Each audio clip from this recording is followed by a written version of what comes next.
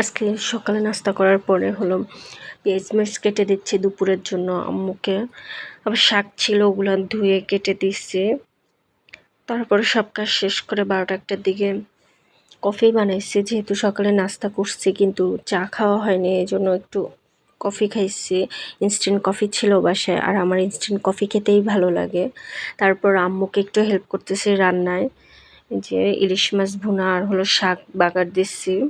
তারপর দুপুরে খাবার পরে হলো বিকালে নাস্তার জন্য চানাচুর মাখা লাল চা করছিলাম। তারপর বের হয়ে গেছি, কিছু কাজ ছিল আমার, বাহিরে গেছি আজকে। এই যে ওষুধের দোকানে ছিলাম, তারপর স্বর্ণের দোকানে কিছু কাজ ছিল, ওনারা হলো আইসক্রিম দিছিল, তো ওইটা আর ওইখানে খাওয়া হয়নি, বাসায় নিয়ে আসছি নাস্তার জন্য বিকালের। এগুলো নিতেছি, বিস্কুট চানাচুর এগুলো দরকার ছিল, আবার বাজারও করছি, ওগুলো সব বাসায় এসে গুছাইতেছিলাম। তারপরে রাতে তো ভারী কিছু খাই না, যার কারণে মোমো বানাইছি। তো মোমো বানানোর পরে আর কোনো ভিডিও করা হয়নি। আজকে এই পর্যন্ত, কথা হবে পরের ভিডিওতে। আসসালামু আলাইকুম।